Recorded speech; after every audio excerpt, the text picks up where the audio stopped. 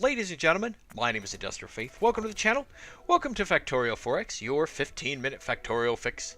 This is Season 3, Episode 36. That's right. 36 hours of gameplay. Although if you look at the thing, it says 1 day, 10 hours. That's 34 hours. We're missing an hour. Well, this will be an hour in here somewhere. Whoa. That makes me wonder. Is the clock off? Does it start at 0? So anyways, we're putting stuff together. And I believe I'm getting ready to... Oh, I'm looking at... because the only thing I'm doing is building the rocket factory. That's it. Everything there is going to be building rockets. So I'm not going to be building belt or assemblers or anything there. That's all going to be built here. And in fact, I'm not going to be shipping in any more iron. I'm going to stop that. In fact, I'm going to, very soon I'm going to stop that shipping in iron here because I need all the iron ore is going to go to the new bus that I'm going to build. The plan is 3 lines of iron, 2 lines of steel. Because, well, what I'm going to need for ultralight materials, here's where I turn on the blue again because I'm like, this is the only place that makes blue assemblers. And I'm going to go through these guys like, yeah, I'll eat them like candy, but I'm also making them. And in fact, I have it currently at the end of the setup to make 50 at a time. Excuse me. I mean to put 2 stacks of 50 in the box because just wow. So I believe the first thing I'm going to do is I'm going to set up the terraforming machine so it can run a lot longer without me going anywhere near it. So I can concentrate on setting up the smelting lines and so forth. And here's me trying to figure out what I'm going to do because I have to make sulfuric acid and plastic locally. Both of those are used for the... both of those are used for... Well, plastic's used twice. It's used for ultralight materials, which is 1 rocket component.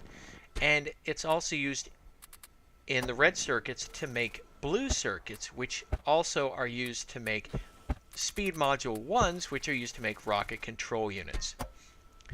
And also I just have to make rocket fuel. So realistically, I don't have to make a whole lot of stuff. For example, I don't have to make batteries. Great!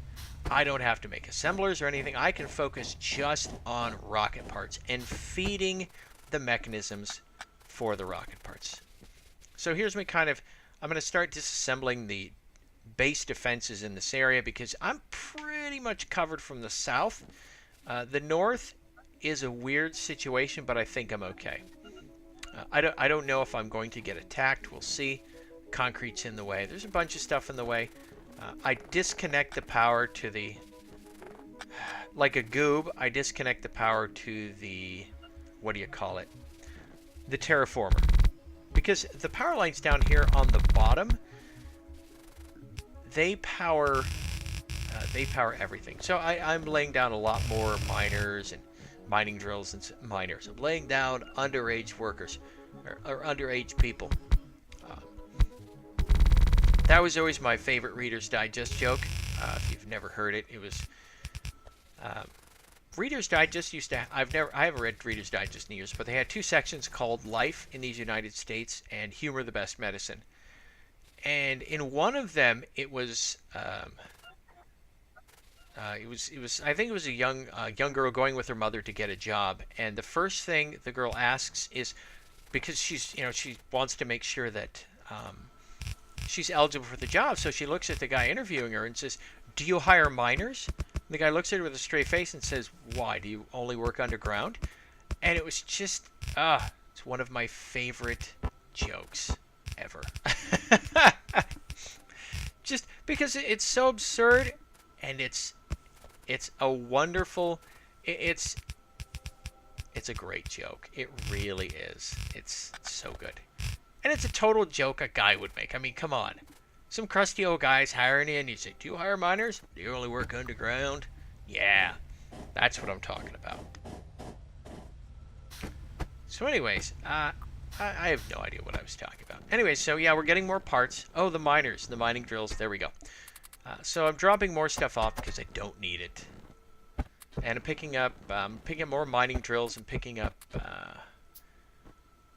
a lot more, what do you call it? Electric furnaces. I picked up some red circuits because I need to make a blueprint. Because I want to lay out one and then go from there. Now, admittedly, I already have layouts in my base. I already have a layout for this in my base. You know what? I even think I might already have a blueprint for that. I completely forgot. Oh my gosh. Oh, well done, sir. So yeah, the yellow power poles, the middle power poles, they can power 3 at a time and still connect. It's fantastic. Love them. And so we're keeping the red belt because we're gonna need the throughput. Oh my gosh. Now, one thing I'm going to have to do is I'm going to have to turn back on the blue circuit production to build efficiency modules.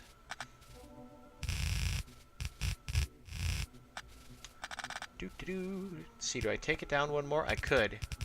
So here's my it's 10 of these, and I believe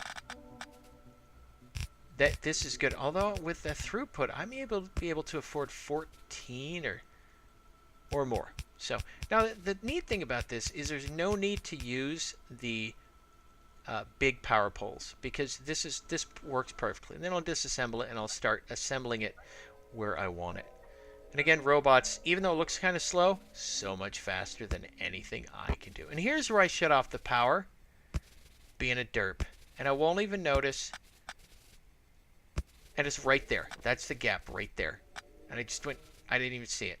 And unfortunately, nothing. If you're on the mini-map, nothing looks unpowered. I just figured out because I drove up there, and it was all boned up. And I went, oh crap, so I drove back.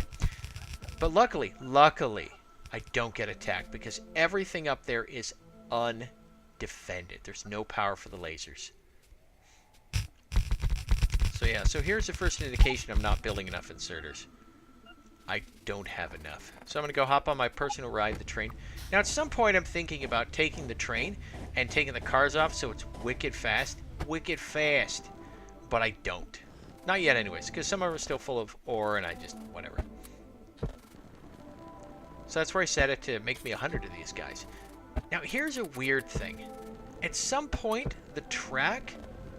Here you go. See that weird gap there on the ore? No, I didn't see it yet. But I'll find it and fix it. At some point, a piece of track vanished. Just gone. Very weird. So I'm going to build... Essentially, I'm going to build 5 of these and 2 more. I'm going to build 7. 3... are specific, or 5 of them are for iron, and then 2 of those will feed into ore. And again, I'm out of blue inserters, but I go steal some from over here because I need like 5, and I don't want to leave them there. So I'm like, so I have to go back again. But I'm gonna put steel over here, and so I'm gonna have 2 steel furnaces, which will be, or 2 steel smelting areas, and there'll be a little gap. So if I absolutely need to. So I'm driving up here for some reason. I think I'm going to check on stuff and see how it's going. And I look and go, oh god, it's all unpowered. Woo! And I'm like, I pretty much know where that happened. So these are man-made structure. 2 drinks. So I look here and I'm like, which one is it? There it is. See? And then I'll drive up here to make sure that's it. Always double check. And I missed the train, which is fantastic. There we go. Look how far that thing has moved. Oh my gosh, just cranking away. Thing's a beast, I'm telling you.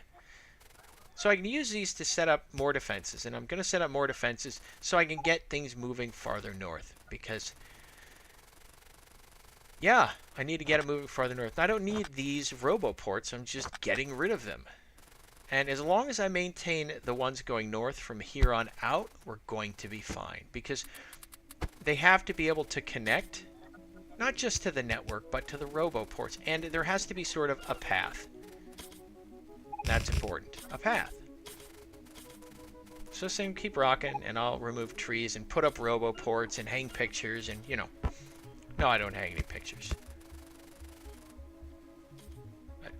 I'd have to make pictures with stuff. So that's all I'm going to do is set up more bases, set up more gun emplacements. I've decided to go fairly tall with this section of the river. The water wall. It's a water wall. I'm building a water wall. There you go. It's like the Rio Grande, but the it's like the Rio Grande, but the bugs can't swim. So it's good stuff. Here I'm just making sure they can reach each other. These are close enough. I mean, these things, they can all support each other. They can all reach. It's not a big deal. So that's me throwing a bunch of robots down. Because the other thing you can do is you can throw robots. You can throw it on the ground, and the robots will will zoom off to the nearest roboport. So this thing's ready to go for a while, but probably not as long as I want. It's really, gosh, this process is fascinating.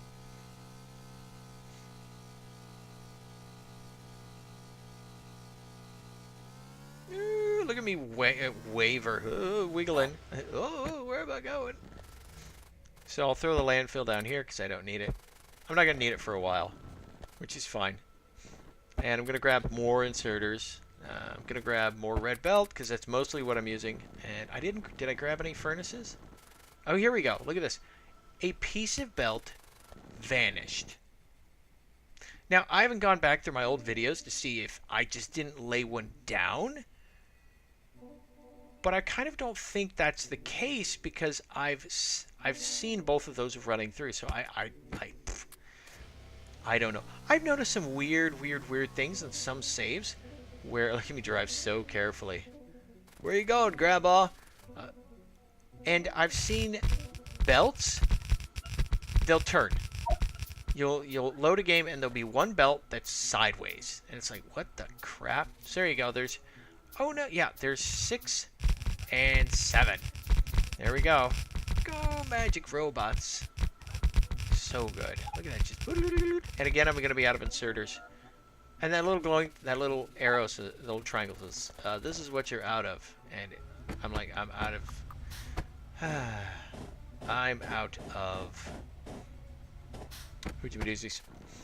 inserters again, because that's what you do. You run out of inserters. And so here we go, more. I think I was also out of some furnaces. Now the thing is, I'm also going to have to build some of these for copper. I think I can get away with 2 for copper, but I may build 3. Again, because we're going to red circuits, we're going to need a lot. So I'm going to do my best to build as many red circuits as I can. I really, I really want that rocket factory. I just want it to churn rockets out like nobody's business. I want it to turn out so many rockets, people think it's a munitions factory for Titan ICBMs. So here I'm trying to actually build a bus that doesn't suck. Well, not that it doesn't. Well, yeah, that doesn't suck. So that's not just terrible. So here's, whoops, sorry about that. So here's a path, and everything's crossing the path. So I'm going to have the path, and then I think I'm also going to have a utility corridor after the ferrous metals, which are iron and steel. It's copper. I believe copper is non-ferrous, and if I recall correctly, non-ferrous means it's not magnetic. Or it may be non-iron. Maybe I'm getting my line wrong. So I'm gonna build a bunch of these. And I had debated, I don't know why I built them so high up that way either. I had debated, what do you call it? I'm debating putting a, wow, my brain just stopped working. Well, you know, never really started. I debated putting a gap between the steel and the iron as well. And maybe I'll do that. I mean, I'm not making anything. It might be a really good idea just because that way there's a lot more room. But I'm also going to end up putting coal on the line. Maybe. I'll have to think about that. But anyways, ladies and gentlemen, we are wrapping this up. Thank you for joining me for the latest episode of Factorial 4X, your 15-minute Factorial fix. I look forward to seeing you in the next episode. So have a good night, and bye-bye.